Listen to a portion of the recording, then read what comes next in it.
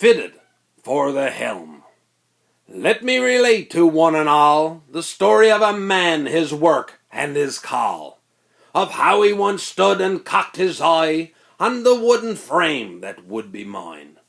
She lay out back some 20 feet long, with a rackham stem and a keel so strong, with a forward hook and a mitchy bend, and the stern-shaped counter he fitted for the helm.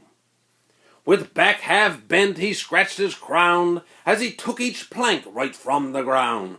One by one he nailed each rib until all timbers were finally hid. And after a cup of homemade tea he began the task of filling each seam.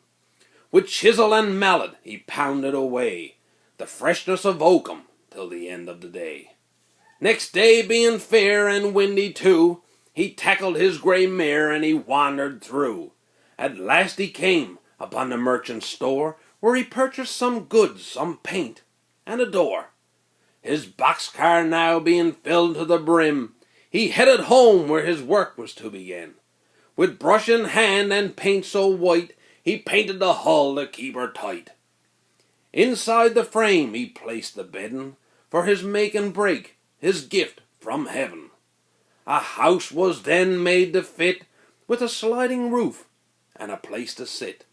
Next he placed the risings in, constructed tots where men would sit in, and top works curved and nailed just so. He stepped aside with eyes aglow, and as he glanced upon the stern, he thought of the things that he had learned, and now that his work was finally done, he would pass her on to his only son.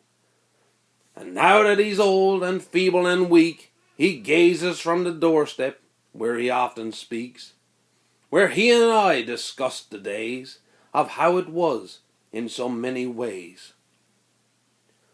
But he's gone now, and he's left behind his only son and a boat that's mine.